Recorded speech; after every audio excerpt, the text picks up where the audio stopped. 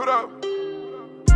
Put a 50 round on that Glock. Put a shoulder when you driving the top. I put your button there, I can't stop. What's good with you guys? I'm back with another video today. And today we got 5 people who disappeared but reappeared years later.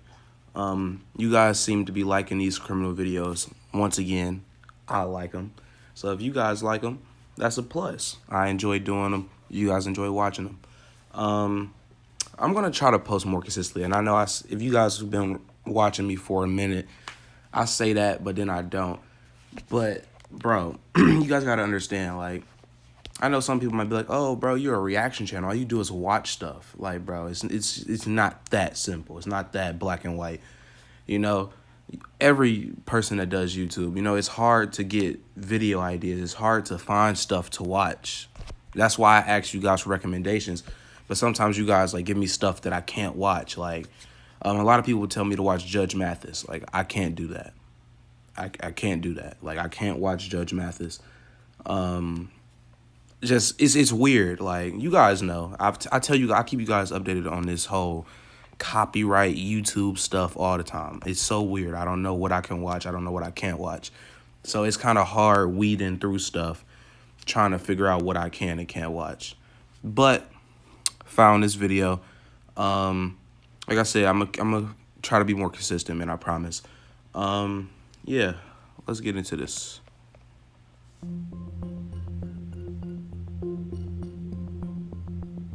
Tanya Cash grew up in Elizabeth, Pennsylvania. She lived with her father and her stepmother. In 1996, she was 14 years old and studied at Cornell Middle School.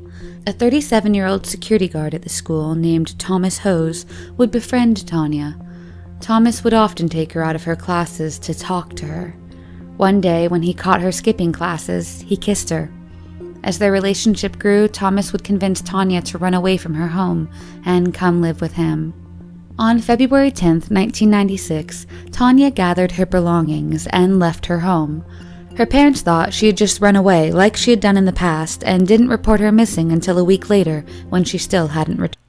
So you telling me that your kid just runs away and you're casually cool with it? Like, what? Even if they have done it before, you just cool with it all of a sudden? Like, what? Returned home. Due to her history of running away, the police would eventually give up the search after just a few days. 10 years later, in 2006, a 24-year-old woman named Nikki Allen walked into a grocery store and told the owner that her name was Tanya Cash, and she was being held captive at the hands of Thomas Hose and had been since she was a teenager. The police arrested Thomas. After escaping and coming home, Tanya wrote a book about her experiences called Memoir of a Milk Carton Kid, The Tanya Nicole Cash Story. In the book, she wrote about her trying ordeal. In the beginning, as Thomas lived with his parents, Tanya was kept in his bedroom on the second floor. Thomas went to great lengths to keep Tanya hidden. She wasn't allowed to leave the bedroom and had to go to the toilet in a bucket. Most of the time, she ate only peanut butter and jelly sandwiches, along with a banana and a can of Faygo soda pop. About once a week, in the night, Thomas would lead her down to a cellar with cold concrete floors to take a shower. She said in an interview, quote, "I was fine at first. I thought I was in love and felt my sacrifices were a labor of my love for Tom. Soon, however, the ordeal began to take its toll." In 2000, Thomas created a new identity for Tanya, Nikki Allen, and introduced her to his parents as his girlfriend that would be moving in with him. After this, Tanya was allowed to leave the house occasionally with a strict curfew. 10 years later, after she was originally coerced to run off with Thomas, Tanya escaped. In 2007... What? Didn't she just say that occasionally she was able to leave the house but had a very strict curfew? Why not just go to the police station? Like, simple as that. Like, 10 years? I don't know, like, how, like, when he started letting her leave. I'm guessing it's towards the end. But I don't know. Bro, because she said occasionally. So, I'm thinking before... when she actually did. She had a chance before, like, because if she actually left the house and came back at the time that he wanted her to come back, she's crazy. Nigga, if I was being held captive and he let me out the house alone, I'm straight going to the police station. What the fuck? Like, that's a no-brainer for me. That would have been my first thought. Thomas pled guilty to 3 counts of involuntary deviant sexual intercourse, aggravated indecent assault, statutory sexual assault, interfering with the custody of a child, corruption of a minor, and child endangerment. Thomas pleaded guilty and was sentenced to 5 to 15 years in prison. All of those charges in 5 to 15 years. Dude, I swear the law system is so broken when it comes to people like him. Like, if you guys watched my last video, you guys should go watch it. The something of John Venables, the anonymity or something it's called. It's basically about, I ain't gonna tell y'all what it's about, but the guy didn't get that much time. Like, I don't understand how child predators can get 3 years, 5 years, 6 years. Bro, that's a serious crime. That should be like 25 minimum, bro. I don't understand how these guys are getting away with 3 years and stuff. Like, these laws need to be changed, bro.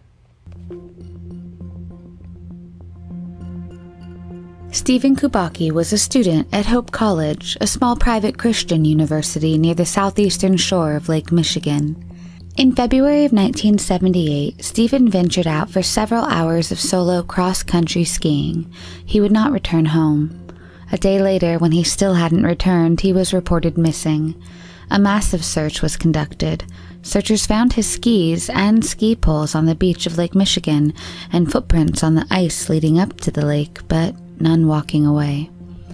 When the rescue crew flew over the area, it was reported that his footprints appeared to stop at the frozen water's edge. There was no sign that the ice had broken anywhere or any clue as to what had happened to Stephen. Later that day, his backpack was found in the same general area as his skis. No other clues would turn up, and it appeared that he vanished into thin air. The search was called off soon after. Then, 15 months later, on May 5th, 1979, Stephen walked up to his father's house and rang the doorbell. Stephen was surprised to know that he had been missing for 15 months. He told his father he had very little memory of where he had been. Stephen said that he had suddenly woken up in Pittsfield, Massachusetts, 700 miles from where he went missing, lying in a meadow wearing clothes that did not belong to him. He also had a small satchel beside him with maps in it, none of which were his. He said that he felt like he had recently been running. His father lived in Pittsfield, 40 miles from where he woke up. Other than that, he had no recollection of where he was or what happened to him in the last. Hey, this lady's voice is really calming because Lord knows when I do videos like this, the dudes be talking all deep and shit. Like, bro, relax, bro. Like, the video's already fucked up. You don't have to make it worse. 15 months. Following his return, he refused to speak about his encounter with the media, since he had no recollection of it whatsoever. He refused to talk to a therapist, since he said he didn't have to, as he didn't have any psychological problems. In 1983, Stephen got his master's in linguistics, and years later, a PhD in clinical psychology followed. Some would say that getting lost ultimately helped Stephen achieve his goal of helping others find themselves. In the 1900s, Dr. William... Why was that number 4 and the first one was number 5? That was the lightest one that's probably going to be on this list. What the hell? Horatio Bates... I mean, I'm guessing it's not in order, but it's still... a well-respected ophthalmologist in New York City. In August of 1902, William wrote a note to his wife stating that he was called out of town to perform some major operation and that he was, quote, glad to get so much money for us all. He further added in his note that he was in a hurry and would write more details later. The note was strange, as William was already a wealthy man, and his excitement about money seemed odd. Strangely, William wouldn't return home and wouldn't write as he had said so in the note. When he failed to return, his wife started searching for him. William was a prominent Mason, and his wife would ask for the help of the Masonic Society to try and find him. They distributed his picture around the world. Soon his wife would receive information that William was working as a medical assistant at the Charing Cross Hospital in London after first being admitted as a patient. Strangely, even though William had a bank account with plenty of money with which he could live in the lap of luxury in London, he was reported to be malnourished. Moreover, when his wife arrived in London, William couldn't recognize or remember her. William, however, did accept her offer to stay with her at the Savoy Hotel to rest and to help him recover his memories. At the hotel, he seemed to have recalled being called away from New York to board a ship and perform an operation on someone with a brain abscess. Hearing this, his wife decided to stay in London to help him recover his memories. But 2 days later, William walked out of the Savoy Hotel and disappeared once more. His wife would never see him again. She spent the next few years tirelessly searching for him in Europe and America until her death in 1907. In 1910, How is that possible? Like, how did she just let him walk out of the hotel? Like, what? Bro, a lot of these videos I'll be watching don't be making any sense. Like, I mean, I guess, I don't know. Yeah, like I said, I don't know how that's possible. and Dr. J.E. Kelly, a good friend of William's, would pass through Grand Forks, North Dakota. There, he would run into William, working in an ophthalmology practice that he had set up himself sometime after his second disappearance. However, he still had no memory of his past life. Kelly convinced him to return to New York and to practice together as partners. William married 3 times. After being widowed twice, he married Emily C. Lyerman, his longtime personal assistant. William never recovered his memories of his previous life, nor what had happened to him after his first disappearance. Natasha Ryan was a 14-year-old girl living with her parents in Rockhampton, Queensland in 1998. On August 31, 1998, Natasha was dropped off at her school by her mother. When she returned to pick her up, she wasn't there, and she was reported missing to police. An exhaustive and extensive search was carried out for her. In the month prior to her disappearance, Natasha had run away from home once, aided by her 21-year-old boyfriend, Scott Black. However, she was found 2 days later. Scott was fined $1,000 in November of 1999 when he pled guilty to willful obstruction of police. He was asked if he knew anything about her second disappearance, to which he said he did not know anything about Natasha's whereabouts. 8 months after Natasha went missing, another girl by the name of Kira Steinhardt went missing while walking home from school. After following several leads, police arrested Leonard John Frazier. During Natasha's disappearance, several women had gone missing. The police suddenly began considering the possibility that Leonard was a serial killer and may have murdered Natasha as well. Hopes of finding her diminished, and she was soon declared legally dead, with the belief that she had fallen victim to Leonard. Her family held a memorial service in Bundaberg, Queensland, on her 17th birthday in 2001.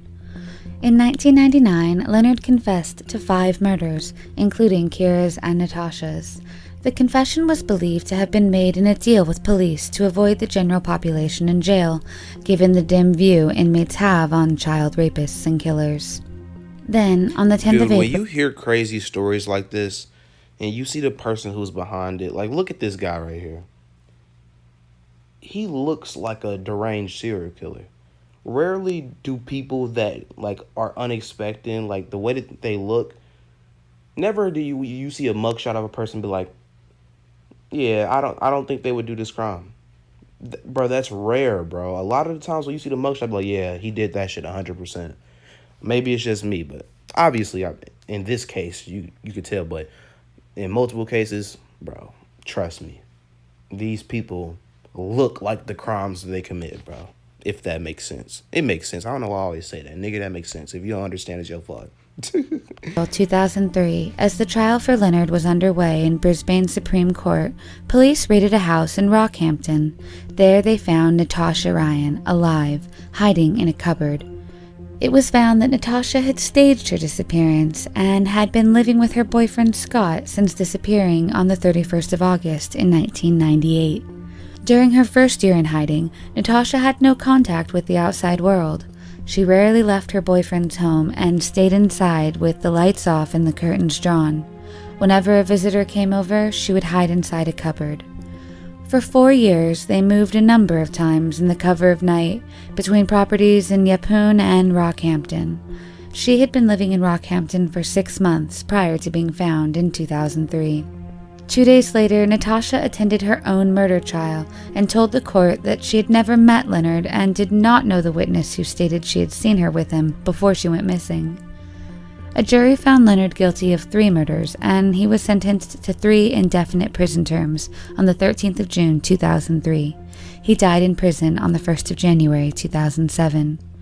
In later interviews, Natasha said that by the time she wanted to reunite with her mother, it was too late. The lie had become too big, so she hid. In 2005, Scott pled guilty to telling lies to investigators about not knowing about Natasha's whereabouts. The Rockhampton District Court sentenced Scott to 3 years in jail for perjury. Oh my God. This dude got put to jail? Because I don't think this dude was like a weirdo. I don't think he was like hiding her. I feel like she wanted to be hid more than anything, if we're being honest. That's what I feel like. And then she talked about she didn't. Like, what do you mean? Like, how are you just like hiding away from your old life? Like, I don't get it, bro. And 3 years ain't that long a time, but it's still time, bro. 3 years is a minute to be locked up in jail. So it's like, damn, bro. Like, maybe he was just trying to help her out because maybe she didn't want to be found or whatever. Like, I don't know. I feel like her ass need to be in jail, if we're being honest. However, the sentence was suspended after 12 months. A year later, Natasha was found guilty of causing a false police investigation and was fined $1,000. Fined $1,000. I mean, at the end of the day, she is the victim, but she did definitely, she played a part in that as well. She lucky that weirdo dude didn't kill her, though. On the 21st of March in 2002, John Darwin, a teacher and former prison officer, went on a canoe trip in the North Sea.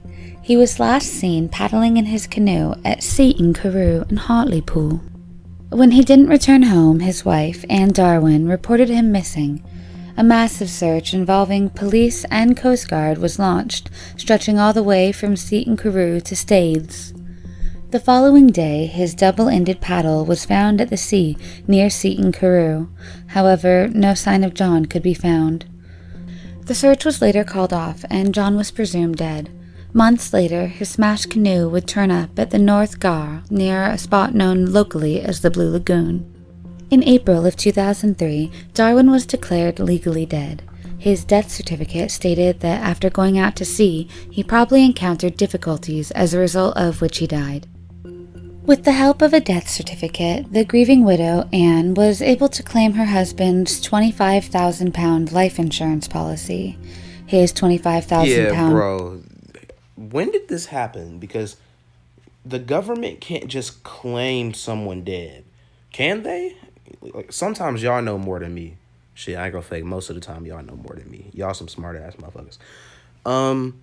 Can the government just claim you dead without, like, your body being found, without proof? Like, they say he probably faced difficulty. Like, okay, you can't use the word probably.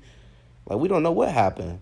He could be in fucking Venezuela or something, my guy. Like, you can't just, that's fucked up. And her scamming ass, well, I ain't gonna say her scamming ass, but shit, I don't know. Let's just hear her out, because if your husband is dead, why wouldn't you take out life insurance, Teacher's pension, his £58,000 prison service pension, as well as £4,000 in payouts from the Department of Work and Pensions. I don't know what that converts over to in U.S. dollars, but that sounds like she got paid, dog.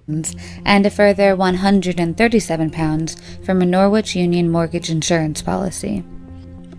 The total was £249,000. Darwin was presumed dead until 2007. In 2007, a man walked into a London police station claiming he was John Darwin. He told investigators that he had no memory of the last few years. He was able to give his name, date of birth, and personal details, but did not remember where he had been. Anne in the interview said she was overjoyed that her husband was alive. However... Okay, my bad for calling her a scammer. Hold on, she about to say however, what? Unknown to the Darwins, police had been investigating his disappearance, having received a tip that John might be alive and living in Panama. Soon, Darwin's story was exposed as a pack of lies when a photograph emerged on the internet of him posing with his wife in 2006, proving that he was alive all along. Oh, So I called her a scammer. They all was all in on it. Oh, okay. Okay, because that don't even make sense. Like, how the fuck you remember your name and shit and personal information, but you don't know where you was for the last few years? Get the fuck out of here. That's bullshit. You was getting that 200,000 pounds, nigga. That's what you was doing. Scamming motherfucker. It came to light that John had faked his death to escape substantial debts from a failed property and a shared business.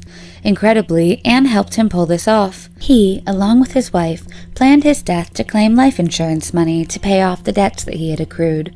According to John... See, I was just about to say sorry. I just said sorry for calling her a scammer. I had a feeling. After he faked his disappearance, he moved to the Lake District and would phone Anne regularly to see if the coast was clear for him to return home. A few weeks later, he returned to his home and would stay in an adjacent in-law unit to the family home that the Darwins owned. By the day, he would sit in the adjacent flat, and at night he would creep into the family home through a secret doorway hidden behind a wardrobe. The couple lied to their family members throughout the ordeal. Even their own sons had no idea he was alive.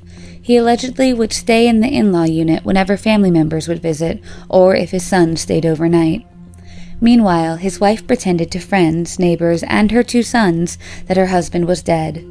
As time passed, John became more confident and would venture out donning a hat and regularly limping to conceal his identity. One time, one of his tenants recognized him and asked, "Aren't you supposed to be dead?" John begged him... Dude, I don't know, like, how I would react if I saw a person I thought that they were dead, like, up and breathing. I'd be like, what? Like, I wouldn't even know what I would do. Bro, that's some crazy shit, though. Imagine that. Imagine you find somebody that's, like, that you know personally or a celebrity or something that, like, was faking their death, bro. I wouldn't know what I would do. That's, like, a weird feeling right there, bro. Somebody might pass out. Like, you can't just be out in public, bro. Do yourself and someone else a favor and stay hidden, nigga. To tell anyone, and got away with it. In 2006, Darwin came up with a new plan to move to Panama and live more openly. He applied for a birth certificate in the name of a dead boy who had been born around the same time as him.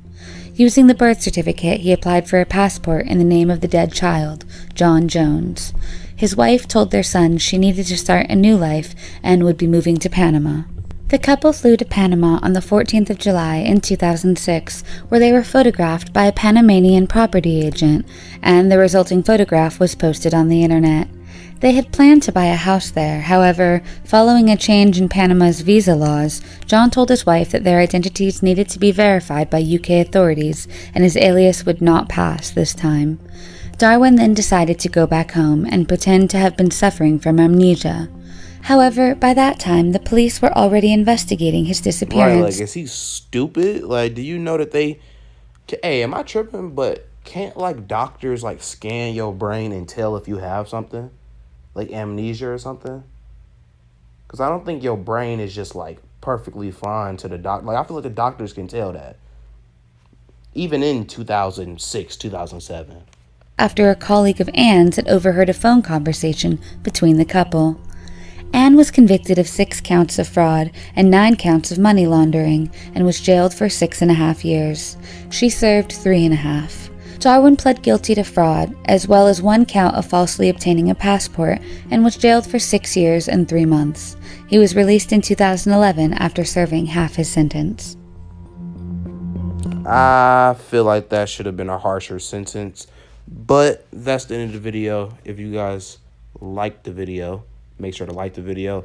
I'm going to be making a video on my other channel soon. I don't know if I'm going to make it tomorrow, 2 days from now, but about this whole DaBaby situation, even though I just made a video about a different DaBaby situation, but I'm going to make a video about that. So go subscribe. Link is in the bio. I mean, not in my bio. I'm thinking it's Instagram. Link is in the description. Also, YouTube added this new feature called Super Thanks. It's basically like a donation. Like, if you guys want to help me out and donate, basically, you go under my video. So it's just like a little heart with a $sign in it. And I'm going to show you guys it, but it's going to be like sideways. This person doesn't have it, but I'm about to go to my shit. Fuck it. Y'all know what I'm saying, bro. It's basically a heart with a $sign in it. You click it, and you could choose how much you want to give. and it'll give you a highlighted comment. Which I know some people have been asking me, like, bro, do you have cash or whatever? If you guys want to help me out, do that. It would be greatly appreciated. I'm shouting out whoever does it. I'm gonna put them in videos, and yeah.